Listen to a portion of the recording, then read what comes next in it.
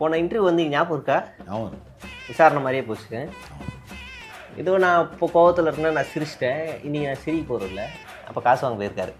அதாவது இந்தியா தமிழ்நாட்டுக்காக நிதி கேட்கறதுக்காக பொட்டியில் எடுத்துருந்தாரா? அது அவங்க அக்கௌண்ட்டில் டேரெக்டாக போகும். சரி, என்ன கரண்ட்டு பிரச்சனை எப்போ தான் தீரும்? ஏன்னா இப்போ தான் வந்து மரியவல்சன் வந்து நீதித்துறையை பற்றி சொல்லியிருக்காரு. நீதித்துறையை பற்றி சொல்லியிருக்காரு. நீதித்துறை அதான் அது அந்த துறையை தான் நீங்கள் சொல்கிற துறையை பற்றி சொல்லியிருக்காரு. சோளக்காட்டு பொம்மை. சோளக்காட்டு பொம்மை வேறு, அது சோளம் செல்லம்மா தட்டா, அது மலாய் பாஸ். நான் எதுக்கு போதை பொருளுக்கு வரணும்? டாபிக்கா தீந்து போனோன்னா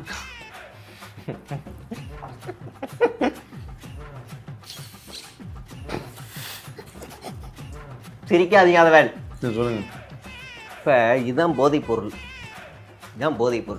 அது இப்போ இது ஒழியணும் அப்படின்னா நம்ம இப்படி தூக்கி போட்டுக்கலாம், ஒழிஞ்சிரும். சிரிக்க வைக்காதீங்க. சீரியஸாக பேசிகிட்டு இருக்காங்க. இல்லைங்க, சிரிக்க வைக்காதீங்க, தயவுசெய்து சிரிக்க வைக்காதீங்க. நான் சிரிக்க வைக்கிறீங்க. சீரியஸாகவே சொல்லணும்னா மஞ்சனத்தி மரத்து கட்டாங்க. அது மஞ்சனக்கை மரத்து கட்டை மைய வச்சு அந்த கட்டை அந்த விதை. அப்புறம் இறுதி ஒரே ஒரு கேள்வி. உங்கள் நண்பர் பாலாஜி, தாடி பாலாஜி எல்சேக்கிறது வெளியே வந்துட்டார். அவர் வாரம் வீட்டை விட்டு வெளில வராரு. அது குழைக்குது ஆனால் ஒந்தலையில் எண்ணெயே இல்லை. அப்படிங்க இவ்வளோ அநியாயம் நடக்குது சமூகத்தில், சந்தோஷமா இருக்கீங்க? ஆரம்பிச்சிட்டிங்களா? சரி, ஓகே, ஃபர்ஸ்ட்லேருந்து வாங்க. எப்படிங்க இவ்வளோ சந்தோஷமா இருக்கீங்க? நான் சந்தோஷமா இல்லை, சீரியஸாக தான். சீரியஸாவா? போன இன்டர்வியூ வந்து ஞாபகம் இருக்கா? ஆமாம். விசாரணை மாதிரியே போச்சு. ஆமாம். இதோ நான் இப்போ கோவத்தில் இருக்கேன்னா நான் சிரிச்சிட்டேன், இன்றைக்கி நான் சிரிக்க போகிறதில்ல. மறுபடியும் கேட்குறேன், கரண்ட் அடுத்த வாரம் கட் ஆகாது, எல்லாம் சரி பண்ணுருவாங்க நீங்கள்ல, அப்படி எதுவும் பண்ணலையே? இல்லை, உங்களுக்கு ஒரு விஷயம் சொன்னேன், நீங்கள் தப்பாக புரிஞ்சுக்கிறீங்க. இவர் நடிகர் விஜய் வீட்லேயே கரண்ட் கட்டு. அப்புறம் மண்ணெண்ணெய் எடுத்து ஊற்றுனாரா? அப்புறம் என்ன, அவர் மண்ணெண்ணெய் எடுத்துலாம் ஊற்றலை. அவர் அன்றைக்கி டெல்லி போயிட்டார். அப்படி இருந்தாலும் அன்றைக்கி கரண்ட் கட்டு 1.5 மணி நேரம் கட்டு. அதனால தான் அப்போ அவருக்கு காசு இருக்கு, அவர் டெல்லி போயிடுவார். இல்லை, காசு இருக்கு, நாட்டுக்காக போயிருக்காரு. நாட்டுக்காக கரண்ட் வாங்கிட்டு வர போனாரா? கரண்டா டெல்லியிலேருந்து வாங்க முடியாது. அப்புறம் கரன்சி நோட்டு தான் வாங்கணும். அப்போ காசு வாங்க போயிருக்காரு. அதாவது இந்தியா தமிழ்நாட்டுக்காக நிதி கேட்கறதுக்காக போயிருக்காரு. பொட்டியில் எடுத்துருந்தாரா? அது அவங்க அக்கௌண்ட்டில் டேரெக்டாக போடுவாங்க. அக்கௌண்ட்டில் போட்டாங்க. அப்போ இங்கேருந்து கேட்டு வாங்கியிருக்கலாம், ஃபோன்லேயே. எதுக்கு அலையணும்? ஃபோனில் நேரில் போய் கேட்டால் தானே மரியாதை. நேரில் கேட்கலாம், வீடியோ காலில் கேட்டுக்கலாம். வீடியோ காலில் கேட்கக்கூடாது. ஏன்? அவர் தான் அவைலபிளாக இருக்கார் இந்தியாவில் இல்லைன்னா வீடியோ காலில் கேட்கலாம். எவ்வளோ வந்துச்சு? இனிமேல் தான் சொல்லுவாங்க. எங்கள் சேவை உங்களுக்கு பிடித்திருந்தால் லைக், ஷேர் பண்ணுங்க. எங்களுக்கு உதவணும்னு நினைச்சா பக்கத்தில் இருக்க QR கோட் மூலமா உதவி செய்யுங்க. நன்றி. சரி, என்ன கரண்ட்டு பிரச்சனை எப்போ தான் தீரும்? ஏன்னா இப்போ தான் வந்து மரியவல்சன் வந்து நீதித்துறையை பற்றி சொல்லியிருக்காரு. நீதித்துறையை பற்றி சொல்லியிருக்காரு. நீதித்துறை அதான் அது அந்த துறையை தான் நீங்கள் சொல்கிற துறையை பற்றி சொல்லியிருக்காரு. என்ன சொல்லியிருக்காரு? அதில் நிறைய வந்திருக்கு. ஆமாம். அப்போ இனிமேல் கடன் வாங்க மாட்டாங்க? வாங்குவாங்க. அதாவது ஒருத்தருக்கு வந்து சராசரியாக 1,28,000 என்னவோ கடன் இருக்குது. ஒரு தனி நபர் கடன். உங்கள் காசை போய் அடைச்சிருவீங்களா உங்கள் கடனை? ஏன்ட்டு இல்லையே, இருந்தால் அதான் கடன் சொல்லிட்டாங்களா, அப்புறம் எப்படி அடைக்க முடியும்? காசு இருந்தால் போய் நீங்கள் அடைக்கணும். அதை நாங்கள் உங்கள்கிட்ட வலியுறுத்துகிறோம். ஒரு மனிதனுக்கு 1,28,000 கடன் இருக்குது.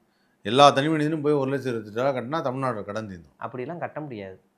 ஏன் அப்படி நான் போய் தலைமைச் செயலகத்தில் 1,68,000 போய் கட்டினேன்னா அது கடனை அடைக்கிறதா போகாது, சிஎம் ஃபண்டுக்கு போயிடும். அந்த ஃபண்டு எப்போ ரிலீஸ் ஆகும்னா அதே வெள்ளத்தில் நான் செத்து போயிட்டா என் குடும்பத்துக்கு வரும். அப்போனா டேரெக்டாக அந்த அக்கௌண்ட் நம்பர் சொல்லுங்கள். நீங்கள் ஏதோ சொன்னீங்கல்ல, தமிழ்நாடு அக்கௌண்ட்டே கிடையாது. நீங்கள் தானே சொன்னீங்க டெல்லியிலேருந்து தமிழ்நாட்டுக்கு அக்கௌண்ட்டில் தான் போடுவாங்க. எந்த அக்கௌண்ட்டுக்கும் போட முடியாது. தனி மனிதனுடைய கடனை தனி மனிதன் அடைக்க முடியாது. நம்ம தமிழ்நாட்டுடைய செலவுக்காக நிதி ஒதுக்குறதுலாம் இருக்குல்ல, அப்போ அக்கௌண்ட்டில் தானே போடுவாங்க. அந்த அக்கௌண்ட்டுக்கு போட்டுடலாம். அந்த அக்கௌண்ட்டுக்கு போட்டுடலாம்ல. அதை நீங்கள் உண்மையிலே படிச்சிருக்கீங்களா? அதை நான் வந்து நிறைய படிக்கல, அதனால தான் இப்படி பேசிகிட்டு இருக்கேன். Solar system and define solar system and solar panel. Define solar system is something like handling the solar panel and the human, both related, is known as solar system. I clearly explain and I am saying the question repeated to you. Difference between solar system and solar panel. Both are solar. How it will be different? ரெண்டுமே solar தான். அதில் என்ன வித்தியாசம் இருக்க போகுது? கிடையாது. Okay, solar is also in called as Tamil in word solar. சோலை. சோலை காட்டு பொம்மையில. சோலை இல்லை, சோலார். Solar solar solar. சோலை காட்டு பொம்மை. சோளக்காட்டு பொம்மை வேற. அது சோளம். சோளம். சொல்லம். சோளம். செல்லம்மா தட்டா. அது மலாய் பாஷை. மலாய். சரி, கம் டு போதைப் பொருள் நான் எதுக்கு போதைப் பொருளுக்கு வரணும்? டாபிக். டாப்பிக்கா சொல்லுங்க. எப்போ போதைப் பொருளாக ஒழியும்? தீந்து போனோன்னு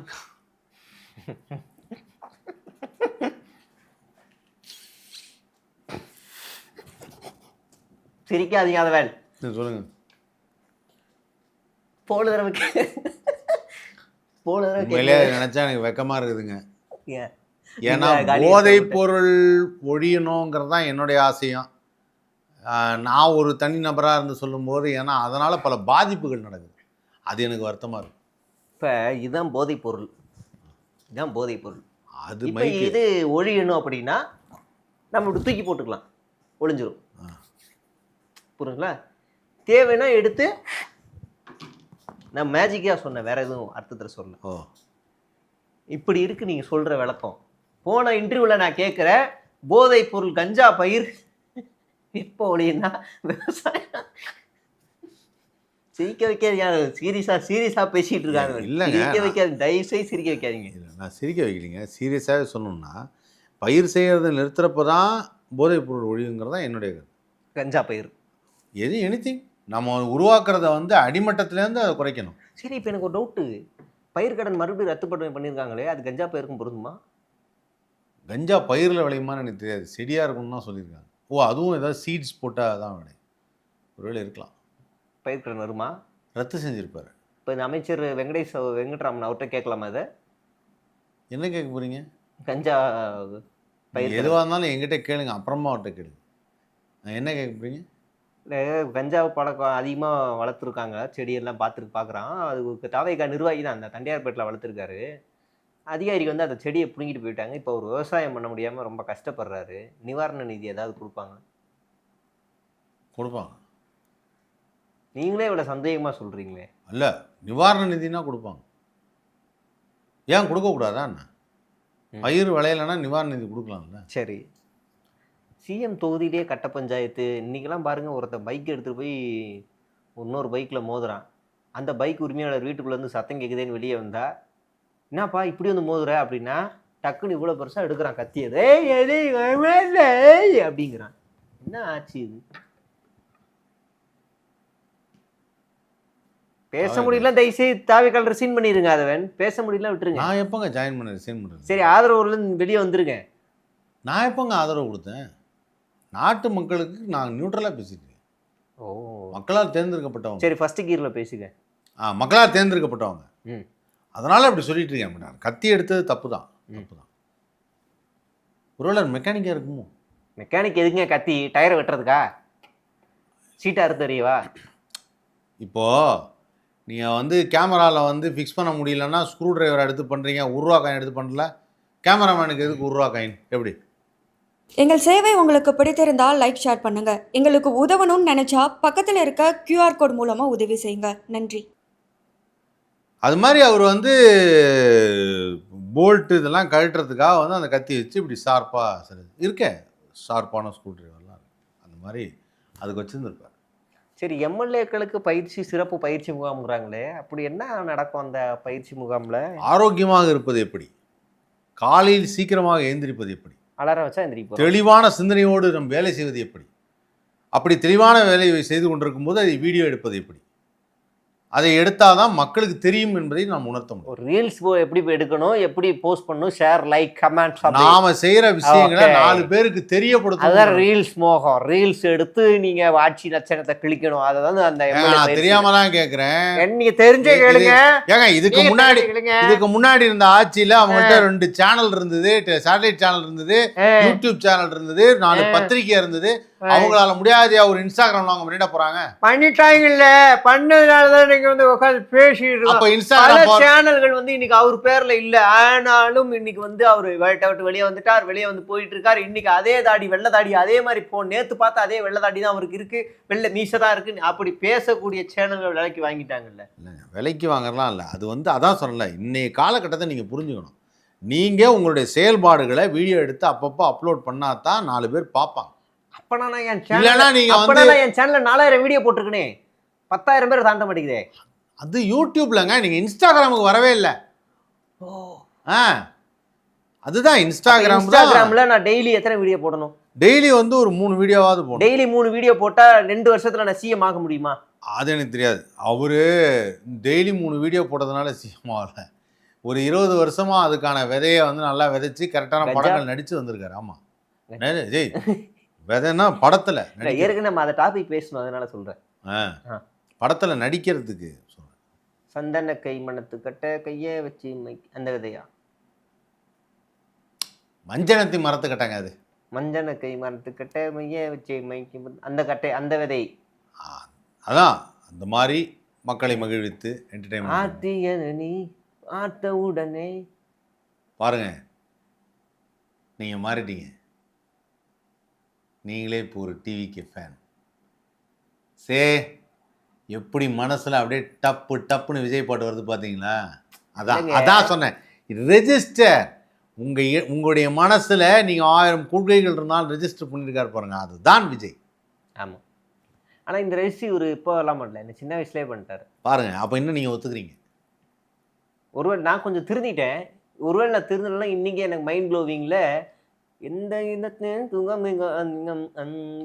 அந்த பாட்டை இன்னும் ஓடிட்டே இருந்திருக்கும். ஒருவேளை நான் பாருங்க, அதையும் நீங்க ஞாபகம் வச்சிருக்கீங்க. ஆமா, இன்னைக்கு நான் திருந்திட்டேன், அதனால நான் திருத்த முயற்சி செய்யறேன். இன்னும் திருந்தாம நிறைய பேர் ஊருக்குள்ள நிறைய பேர் இருக்காங்க. அவங்க இன்னைக்கும் அந்த பாட்டெல்லாம் ரிங்டோனா கையில பச்சை குத்திக்கிட்டு அப்படி இருக்காங்க. நீங்க அப்படிலாம் நினைக்காதீங்க, வந்துருங்க. அந்த பக்கம் வந்துடுவா வாங்க. வந்த அமைச்சர் அமைச்சர் கிடைக்குமா? ஆமாங்க. என்ன அமைச்சர் கிடைக்கும்? இந்த அமைச்சரோட கிடைக்குமா? யூடியூப் நலவாரிய அமைச்சர். யூடியூப் நலவாரிய அமைச்சர் எவ்வளோ வருமானம் வரும்? யூடியூப்ல எவ்வளோ வருது அவ்வளோ வரும். அதுக்கு நான் இதுக்கே இருந்துட்டு போயிடுவேன்ல. அங்க இருந்தா அது ஒரு வேல்யூ இல்ல. இல்லைங்க, இது சரியா வருமானு எனக்கு தெரியலங்க. அது ஏன் சரியா வருமானு தெரியலங்கிறீங்க? நீங்களும் எதுவும் தனிப்பட்ட முறையில் ஒரு இன்ஸ்டாகிராமுக்கு வரமாட்டேங்கிறீங்க. சரி, இன்ஸ்டாகிராம் இருக்கிற பக்கத்துக்காவது வாங்கங்கிறேன், அதுவும் வரமாட்டேங்கிறீங்க. சரி விடுங்க, நான் உங்களை இன்டர்வியூ எடுக்காத, நீங்கள் என்ன எடுத்துட்டு இருக்கீங்க விடுங்க. அது அடுத்த டாபிக் போவோம். சொல்லுங்க. இப்போது ஆட்சிக்கு வந்து 40 நாள் ஆச்சு. வாயிலிருந்து பாஜக பிஜேபி பிஜேபி வரவே மாட்டேங்குது. என்ன சமாச்சாரம்? கூட்டணியா? வாயிலேருந்து வரலன்னா எப்படிங்க கூட்டணியா இருக்கும்? வரலனாலே அதுதானே. அப்படிலாம் நினைக்காதீங்க. தமிழ்நாட்டுக்கு எது முக்கியமோ அது மட்டும் தான் செஞ்சுட்டு இருக்கிறாங்க. நாம ஏன் வந்து மத்திய அரசை பற்றி ஜெகதீஷ் பழனிசாமியோட வீட்டு விசேஷம் தமிழ்நாட்டுக்கு முக்கியமா? பெங்களூரில் போய் சாமி கும்பிட்டது தமிழ்நாட்டுக்கு முக்கியமா? சாமி எங்க இருந்தாலும் கும்பிடலாங்க. அது என்ன பெங்களூர் தூணிலும் இருப்பார் துரும்பிலும் இருப்பார்னா நம்ம பாலவாக்கத்தில் இருக்க வீட்டில் இருக்க தூணில் கும்பிட்டு போக முடியும். அவர் வீட்டில் தூண் இல்லை இல்லையா? அப்போ சட்டமன்றம் தான் அவ்வளோ பெரிய தூண் கட்டி வச்சிருக்கோம்ல. அதுக்காக சட்டமன்ற தூணில் போய் அந்த சாமி இருக்கும் நம்ம சொல்ல முடியுமா? தூணிலும் இருப்பார் தும்பிலும் இருப்பார். அப்படியெல்லாம் கிடையாது. அது அவருடைய இஷ்டங்க. எனக்கு மன அமைதி அங்கே தான் தருது. ஏன் நீங்கள் மட்டும் அப்போ வந்து சட்டமன்றத்தில் போய் இன்னைக்கு கொள்கை இதெல்லாம் வந்து கோரிக்கையாக நிறைவேற்றணும்? வீட்டில் இருந்தே பண்ண வேண்டியதானே? ஏன்னா சட்டமன்றத்தில் மட்டும்தான் வந்து பண்ண முடியுமா? வீட்டில் இருந்து பண்ணக்கூடாதா? சரிங்க, இப்போ வரக்கூடிய காலங்களில் பாஜக எதிர்ப்பு இருக்குமா? கண்டிப்பாக இருக்கும். இருக்கும் இருக்கும். சத்தியமா இருக்கும். சத்தியம்லாம் பண்ணுவோம். ஏன் அப்படிலாம் கேட்காதீங்க. இருக்கும் இருக்கும். ஆனால் எனக்கு நம்பிக்கை இல்லையே. ஏன் இல்லை? ஆட்சியிலே இல்லாத திமுகவை இப்பயும் குறை சொல்லியிருக்காப்புல, மத்தியில் இருக்க ஆட்சியில் இருக்க பாஜகவை சீண்டவே மாட்டாப்லே. அவர் என்ன சொல்லியிருந்தாரு? இது தமிழ்நாடு, போட்டி யாருக்கு? இங்கே இருக்கவங்களுக்கு தான். அது எப்படி இங்கே இருந்து மாநிலத்தில் இருக்கிறதுக்கு போட்டி வந்து மத்தியில் இருப்பாங்க? நீங்கள் தப்பாக புரிஞ்சுக்கிட்டீங்க. ஆனால் இங்கே சிபிஎஸ்சி கொஷின் பேப்பர் இது, நீட்டு, அப்புறம் கர்நாடகா மேகதாது, இப்போ கூட இந்த பரந்தூர் விமான நிலையம் அந்த பிரச்சனை ஓடுது. எதுக்குமே பெரிய ரியாக்ஷனே இல்லையே மத்திய அரசாங்கத்தை எதிர்த்து. இல்லைங்க, அது ரியாக்ஷன் வரும். கலந்து பேசுவாங்க. வரும். கலந்து பேசுவாங்க. டீமில் எல்லாரும் இருக்கிறாங்கல்ல. என்னங்க நீங்கள் அமைச்சர் மாதிரியே பேசிக்கிட்டு இருக்கீங்க, பேசுவோம் பேசுவோம்னு நழுவி நழுவி ஒரு நாளும் போய்க்கிருக்க மாதிரி. ஏங்க இல்லைங்க, அப்புறம் கலந்து பேசத்தானே வேணாம். நீங்கள் ஒரே நாளில் எல்லாத்தையும் மொத்தமாக வச்சு கேட்டால் என்ன அர்த்தம்? சரி, கர்நாடகாவுக்கு எதுக்கு போனார்? சாமி கும்பிட போனார். அப்போ அந்த முதலமைச்சரை மிரட்ட போகல? முதலமைச்சர் எதுக்கு அவர் மிரட்டுறாரு? அதாவது கத்தியெல்லாம் எடுத்துகிட்டு போனாராமா? அது தாய் மூகாம்பிகை கோயிலுக்கு. அப்படியா? அந்த கோவிலுக்கு எதுக்கு கத்தி? பிரசாத ரசம் போட்டால் கூட 4 பேர் சாப்பிட்ருப்பாங்கல்ல. கேட்டிருப்பாங்க, படைச்சிருப்பாரு, எது வேணாலும் இருக்கலாம். அது கத்தி எதுக்குங்க அந்த கோவிலுக்கு? ஏங்க பிரசாதம் இல்லை, ஏதாவது செஞ்சு கொடுத்தா கூட 4 பேர் யூஸ் ஆகிற மாதிரி. ஒன்றும் இல்லாமல் எப்படி அந்த கத்தியை போய் ஷோகேஸில் வைக்க போகிறாங்க? அது போட்டிருப்பாருங்க. அதெல்லாம் 4 பேர் சாப்பாடுலாம். ஜோசியக்கார் சொல்லி தான் போனாருங்களாம். ஆமாம், ஏன்னா ஜோசியம் வந்து இப்போ அவர் சொன்னதுனால தான் அவர் ஆட்சிக்கு வந்திருக்காரு. ஏன்னா அந்த நேரம் காலம் பார்த்து கரெக்டாக முடிவெடுக்கணும். அதனால் ஆமாம். எங்கள் சேவை உங்களுக்கு பிடித்திருந்தால் லைக் ஷேர் பண்ணுங்க. எங்களுக்கு உதவணும்னு நினைச்சா பக்கத்தில் இருக்க QR கோட் மூலமா உதவி செய்யுங்க. நன்றி. அப்போ மக்களுக்கு நேரங்கள்லாம் பார்த்துலாம் வேலை செய்ய மாட்டீங்க. இவர் ஜோசியக்கார் நல்ல நேரத்தில் இருந்தால் தானே மக்களுக்கு செய்ய முடியும். பெரியாருக்கு ராகு காலத்தில் தான் சுயமரியாதை திருமணம் பண்ணி வச்சாரம்ல. அது ராவுகாலமான உங்களுக்கு எப்படி தெரியும்? அவர் பார்த்தாரு. அவர் ஏன் போய் அந்த நேரத்தை பார்த்தாரு? நல்ல நேரத்தில் பண்ணாதான் அவர் 2 குடும்பம் ஆணும் பொண்ணு நல்லா பாருங்க, இருப்பாங்க. நீங்க அவரே பார்த்துருக்காரு எது நல்ல நேரம் கெட்ட நேரம்னு. நல்ல நேரத்தில் பார்த்து ஒரு பொண்ணுக்கு பையனை கல்யாணம் பண்ணி வச்சா நல்லா இருப்பாங்கன்னு ஊரில் சொல்கிறாங்க. அப்படிலாம் கிடையாதுடா. ராகு காலத்துலேயும் நான் பண்ணி வைக்கிறேன் பண்ணி வச்சிருக்காப்லையில. அவன் நல்லா இருக்காங்கல்ல. நல்லா இருக்காங்களே. அப்புறம் என்ன? அப்புறம் இவர் ஏன் அதை பார்க்குறாரு? நல்ல நேரம், நல்ல வாஸ்து விவஸ்தை அது இதுன்னு. இவர் எங்க சொன்னாரா? இவர் என்ன பெரியார் மாதிரின்னு சொன்னாரா? நல்லா பின்னாடி ஃபோட்டோ இருக்குல்ல, அப்போ சாய்பாபாவா அது? ஏங்க பின்னாடி காமராஜர் ஃபோட்டோ கூட தான் இருக்கு. ஆனால் காமராஜர் மாதிரி எளிமையாக இல்லையே. அதுக்காக அந்த மாதிரி சட்டையெல்லாம் மட்டும் தோதுன்னு தோணும். ஆமாம். ஆனால் காமராஜர் மாதிரி காங்கிரஸ் ஆளுங்களை கூப்பிட்டு வச்சு அமைச்சரவையில் சேர்த்துருக்காருல்ல. நாளைக்கு அதே காங்கிரஸ் வந்து பக்தவாச்சல மாதிரி ஒரு ஆள் ஆட்சியை பிடிச்சி இந்த தமிழ்நாட்டு உரிமை எல்லாத்தையும் பறிச்சிரும்ல.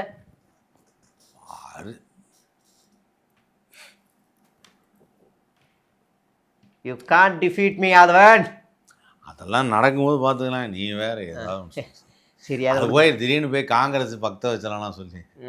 பக்த வச்சலாம் ஒரு பக்த வச்சலம் தான், ஒரு ராஜாஜி தான். அதுக்கு மேலே சரிங்க, ஒரு காமராஜர் தான். சரி, அதுக்கு மேலெல்லாம் கொஞ்சம் கஷ்டங்க. எப்போ பத்திரிக்கையாளர் சந்திப்பார்? என்னங்க பத்திரிக்கையாளர் எப்போங்க சந்திப்பார்? அவங்க போய் பார்க்கலாங்க. அவர் தான் ஆஃபீஸில் இருக்கார்ல, ஃப்ரீ டைமில் போய் பார்க்கலாம். இவர் எப்போங்க கேட்குற கேள்விக்கெல்லாம் பதில் சொல்லுவார் டான்னு? அவங்க போய் தனித்தனியாக போய் பார்த்தா கேள்வி கேட்டால் பதில் சொல்ல போகிறாரு. ஏங்க சிஎம் ஆஃபீஸில் நிறைய பேருக்கு நேரம் ஒதுக்கி இன்றைக்கி முதல்வர்கள் நிறைய பேர் சந்திக்கிறாரு. அங்கே போய் பார்க்க சொல்லுங்கள். அதவன் டோன்ட் ஸ்பீக் ஸ்மார்ட், டாக் ஸ்மார்ட்டாக ஸ்பீக் டாக். பத்திரிகையாளர்களை பல அரசியல் தலைவர்கள் அடுக்கடுக்கான கேள்வி கேட்பாங்க, பதில் சொல்லுவாங்கல்ல. அந்த மாதிரி ஏன் அடுக்கடுக்காக கேட்குறீங்க? ஒரு கேள்வியாக கேளுங்க. சரி, ஒரு கேள்வியாகவே சிடிஆர் நிர்மல்குமார் சந்திக்கிற மாதிரி பொது இடத்துல, இல்லை அருண்ராஜ் சந்திக்கிற மாதிரி, இல்லை ஆதவரிஜனா சந்திக்கிற மாதிரி சென்னை ப்ரெஸ் கிளப்பில் உட்காந்துக்கிட்டு சுற்றி எல்லா பத்திரிகையாளர்களும் உட்காந்து கேள்வி கேட்கும்போது இவர் 1 to 1 எல்லாத்துக்கும் ஆன்சர் எப்போ பண்ணுவார்? அவருக்கு தோணும் போது. எப்போ தோணும்? பேசும்போது. என்னது இது? என்னப்பா அவர் சந்திக்கலாம் என்ன? அதான் எல்லாரும் பேசிட்டு சந்திச்சா தானேங்க இவர் வாய்ஸ் என்ன எப்படி எல்லாம் தெரியும், நம்ம எப்படி பேச முடியும், எல்லாம் பண்ணோம். மைக்கு ஆள் இல்லாத இடத்துல மைக்கில் மட்டும் மேலே பஸ் மேலே ஏற்று அப்படின்னு பேசுறதெல்லாம் நாங்கள் எவ்வளோ நாளைக்கு பார்த்து பார்த்து புளிச்சு போச்சு இல்லை? என்னவா போங்க நீங்கள். இங்கே இந்த சசிகலா வராங்கங்க, அரசியலுக்கு வராங்க. நான் வரேன் அப்படின்னு போய் அவங்க குரல் எப்படி இருக்குன்னு கூட யாருக்குமே தெரியாது. நாங்களாம் நினச்சோன்னா திமுக அப்படின்னு கணீராக இருக்கும் அப்படின்னு நினச்சோம். ஆனால் அவங்க வந்ததுக்கப்புறம் பேசும்போது எப்படி இருந்துச்சுன்னா, அதிமுகவை நான் மீட்டெடுப்பேன் அப்படின்னு சொன்னதுமே எங்களுக்கு ஒரு மாதிரி ஷாக்காரு. என்ன அப்படின்னு. அப்போ ஒரு கம்பீரமான குரல் நாங்கள் எதிர்பார்க்குறோம். திருச்சியில் பேசினார்ல, அது ஆள் இல்லாத இடத்துல கம்பு சுற்றி என்னங்க? என்ன ஆள் இல்லாத? நன்றி தெரிவிக்கும் போது 5000 பேருக்கு மேலே இருந்தாங்க. ஓட்டு போட்டு 94,000 பேர், 5000 பேருக்கு நன்றி. அப்போ மீதி 89,000 பேர் லூசு பயலுக்கா? அந்த 5000 பேர் போய் நன்றி சொன்னாருன்னு 94,000 பேருக்கும் சொல்லுவாங்க. ஒருத்தராக போய் சொல்லியிருக்காங்க.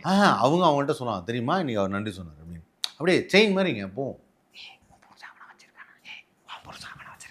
அப்படியே புரணி மாதிரி பேசியிருப்பாங்க. புரணி எல்லாம் இல்லை, பேசியிருக்காங்க, நன்றி சொன்னார். ஆமாம். அப்போ உடனே மக்கள்லாம் ஐயோ அவர் வீட்டுக்குள்ளே வர வேணும், அங்கே இருந்து நன்றி சொன்னா போதுன்னு சொல்லியிருக்காங்க. ஆமாம், அது அவ்வளோலாம் அவசியம் இல்லைங்க. 5000 பேருக்கு மேடை போட்டார், பேசிட்டாரு, எல்லா சேனல்லாம் பார்த்துட்டாங்க. அப்படி சொல்லிட்டாரு. ஓஹோ. சரி, பஞ்சாயத்து தேர்தலில் எத்தனை தொகுதி இருக்கு? பஞ்சாயத்து தேர்தலில் எத்தனை எத்தனை எத்தனை எத்தனை தொகுதி இருக்கு? எத்தனை தொகுதி இருக்கணுமோ அத்தனை தொகுதி இருக்குங்க. 234ன்னு கட்சியோட பொதுச் செயலாளர் சொல்றாப்புல. 234 தொகுதியிலையும் தொகுதிகள் இருக்கு. அதான பஞ்சாயத்து. அவனை சொல்லவா, நீங்க சீரியஸா அந்த கட்சியோட செய்தி தொடர்பாளராக போயிருங்க. ஏன் எல்லாத்துக்கும் பால் போட்டாலும் பேட் அடிக்கிறதுக்கு உங்கள்கிட்ட இருக்கு.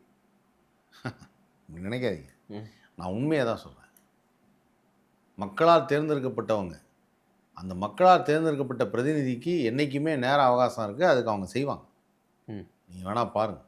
அப்புறம் இறுதி ஒரே ஒரு கேள்வி, உங்கள் நண்பர் பாலாஜி, தாடி பாலாஜி ஜெயிக்கிறது வெளியே வந்துட்டார். அவர் வார வாரம் வீட்டை விட்டு வெளில வராரு. ஏன் வெளியே வந்தார்? தெரியல. முதல்ல அவர் ஏன் தாவேக்காக்கு போனார், ஏன் தாவேக்கிலேருந்து வெளில வந்தார், ஏன் எல்ஜேகேக்கு போனார்? பேசுனீங்களா நீங்கள்? இல்லைங்க, நான் எதுவும் பேசுறீங்க, எல்ஜேகேல இருக்கும்போது பார்த்தேங்க. எங்கள் சேவை உங்களுக்கு பிடித்திருந்தால் லைக் ஷேர் பண்ணுங்க. எங்களுக்கு உதவணும்னு நினைச்சா பக்கத்தில் இருக்க QR கோட் மூலமா உதவி செய்யுங்க. நன்றி. அப்போ அவர் கேட்டிருப்பாரு. ஆனால் அந்த மேடையில் பார்க்கும் போதேங்க அவர் என்ன செய்ய தெரியல. பாலாஜி ஏன் உள்ள இருக்காரு, ஏன் வெளில வந்தான்னு தெரியலீங்க. பாலாஜி நான் பச்சை குத்திட்டேன் பாலாஜி. இப்போ இது வந்து லைட்டாக கொஞ்சம் ப்ராட் பண்ணால் நமக்கு வந்து இவர் மாதிரி வருமானு தெரில, ஜோஸ் சார்லஸ் மேட் மாதிரி. ஆனால் கொஞ்சம் பார்த்தா உங்களை மாதிரி இருக்கும் பாலாஜி. நீ வேணா ஒரு கட்சியாக இருப்பீங்க, லைட்டாக சுருக்குனா என்ன மாதிரி கூட இருக்கும். இப்போ நான் பச்சை என்ன மாமே பண்ணுறது சொல்லுவாமே. அதான் பெரிய விஷயம். நான் ஒரு இன்டர்வியூ கேட்க போகிறேன் சீரியஸாக. இந்த இன்டர்வியூ அவர் பார்த்தாருன்னா, அண்ணா நிச்சயமாக உங்களை நான் வந்து எனக்கு தெரிஞ்ச அண்ணாமலை பக்கம், ஏன்னா 2 ஃபேஸ் கட்டும் கொஞ்சம் சப்பியாக இருக்கும். விஜய் ஃபேஸ் கட்டும் அண்ணாமலை ஃபேஸ் கட்டும் சப்பியாக இருக்கும். என்னங்க விளையாடுறீங்களா? என்னங்க தமிழ்நாடு முதல்வர் அவர்கள் அதுவும் எங்கள் விஜயை பார்த்து நீங்கள் வந்து சப்பியாக இருக்கும், அதுவும் அண்ணாமலைக்கு இருக்கும். பச்சை குத்திட்டா அதில் என்ன பேசுறீங்க நீங்கள்? அண்ணாமலை மட்டும்ன்றீங்களா? இன்கம்பேரபிள்ங்க. இன்கம்பேரபிள். 2 பேரும் ஒண்ணுதாங்க. அவர் IPS, இவர் வந்து என்ன சொல்ல வரீங்க? GPS. என்ன சொல்ல வரீங்க? UPS. என்ன UPS? என்ன UPSங்க? அதெல்லாம் கிடையாதுங்க, அவரோடலாம் கம்பேர் பண்ணாதீங்க. இவர் IPS, இவர் HSLCங்க. போதுமா? +2 முடிச்சுட்டு காலேஜ் வரைக்கும் போயிருக்காரு. அதான் HSLC. ஆனா நீங்க 8வது ஃபெயிலுனா, நான் 5வது பாஸ்ங்க. +2 வேற, SSLC வேற. HSLCன்னு சொன்னேன். ஓ, HSLC அங்கெல்லாம் +2 தான் சொல்லுவோம். சரி, ஓகே, +2 ஹையர் எஜுகேஷன்ஸ் முடிச்சவர். ஆமா, அவ்வளோதான் வித்தியாசம். அதனால அவர் வந்து அண்ணாமலை பக்கம் போயிடுவாருன்னு நினைக்கிறேன். அண்ணன் யாரு? விஜய். தாடி பாலாஜி அண்ணன். தாடி பாலாஜியா? மாமே நான் பார்த்ததுலேயே மாமே அண்ணாமலை மாதிரி ஒரு தங்கமான மனுஷன் நான் பார்த்ததே மாமே. அவர் வந்து என்னால் உண்மையிலே சொல்கிறேன் மாமே, சீரியஸ் மாமே. ராகவா லாரன்ஸ் இருக்கார்ல மாமே, சத்தியமா மாமே, செம்மையா கொண்டு வரும் மாமே. நீ கூட வந்துரு மாமே. போருங்க, போகிறோம்.